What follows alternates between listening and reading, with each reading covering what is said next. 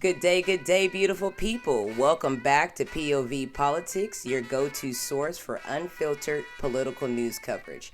You're hanging with your host, Shay, and today we're diving into the new and the old of Pete Hegseth's controversy. And I'm going to be honest with you, he is a hot mess right now.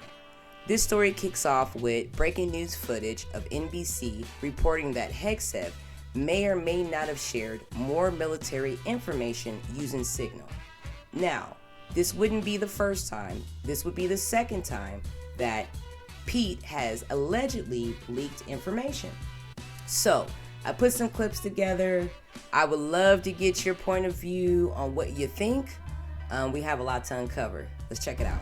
13 past the hour, we're following breaking news. We have new NBC News exclusive reporting about Defense Secretary Pete Hegseth's handling of military information in group text threads.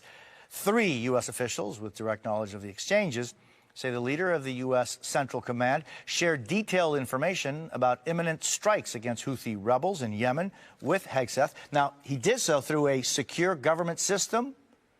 But within moments, Hegseth then shared some of that information in 2 group chats using the Signal app on his personal phone. The Trump administration denies any classified information was shared by Hegseth. This morning, Hegseth defended his use of Signal on Fox. My first question is, why are senior defense officials jumping from secure systems, right, to private group chats like it's nothing? This isn't just sloppy, it's dangerous, very dangerous. And while Hegseth, he insists nothing was classified. That's what he keeps saying. We all know that the Signal app is not an approved platform for military communication.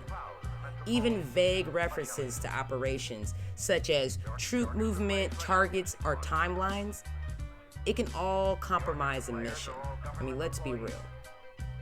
Let's check out the next clip. Your thoughts on what's been reporting of Team Huddle and the Signal chat that the New York Times says took place between you, your wife, and your brother and some others? So, Brian, if you remember when this all started, the first go-around, because this is the second go-around, right? They peddle old stuff, they kick it back up.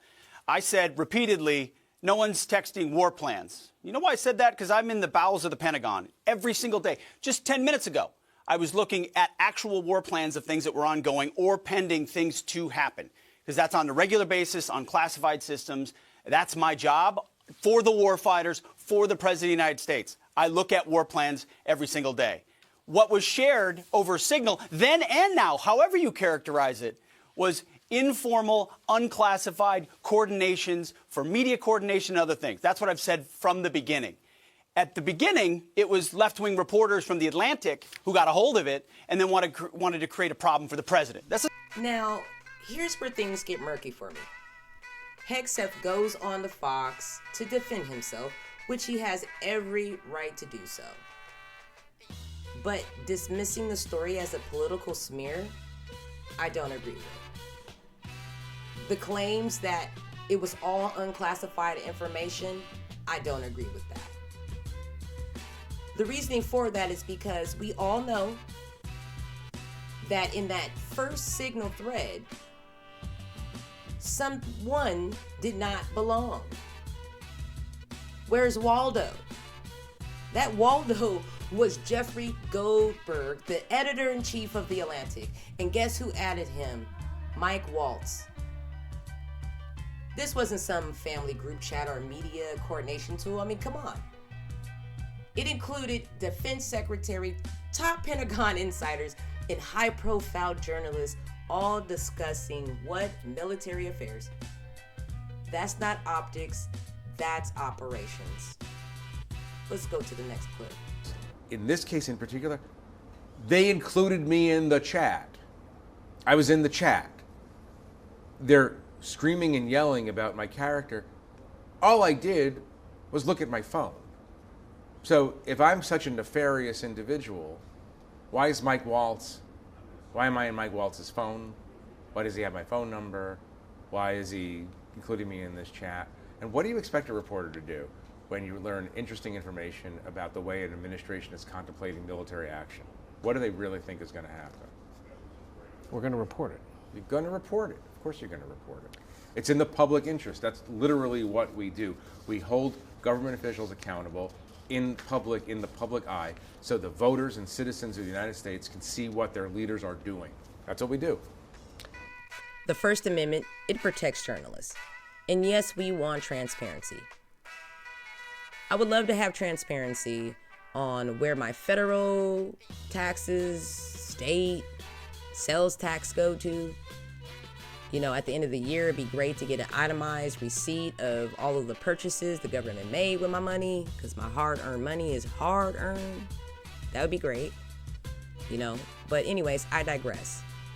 On a serious note, the line between public interest and risking national security should never be crossed. When our top defense officials are the ones leaking this information and not the journalists, that's an institutional failure. Jeffrey did his job, okay? He did his job and he got the information. Now it's up to the American people to do what we need to do with it. Let's check out the next clip. Guard it. And so when we had leaks, which we have had here, we did a serious leak investigation. And through that leak investigation, unfortunately, we found some folks that we believe were not holding to the protocols that we hold dear here at the Defense Department. Through that investigation, they have been moved on, and that investigation continues. As a result of that, everything we do here is above board, trying to make sure that we safeguard information. In this point, those folks who were leaking, who have been pushed out of the building, are now attempting to leak and sabotage the president's agenda and what we're doing. And that's unfortunate. It's not what I do. It's not how we operate. And so you've got another allegation being pushed again, not based on how we're operating around here. We're for the warfighters. We're for the president. And none of this is based in reality. So, As pressure mounts, the plot thickens. Hegseth continues to double down, this time shifting focus onto the people he removed. He claims a serious leak investigation found bad actors within the Pentagon, and now that those same individuals are sabotaging the Trump administration. Now, here's the problem I have. If it looks like it, smells like it, and tastes like an emotional deflection, then it is.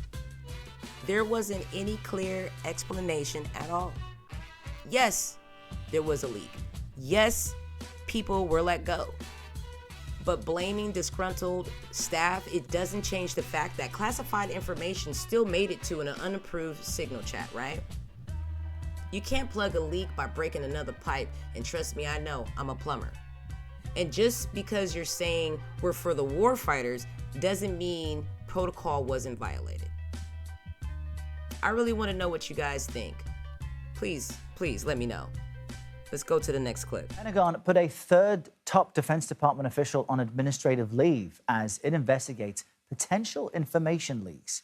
Sources tell CBS News Colin Carroll, the chief of staff to the Deputy Secretary of Defense, was escorted from the Pentagon yesterday.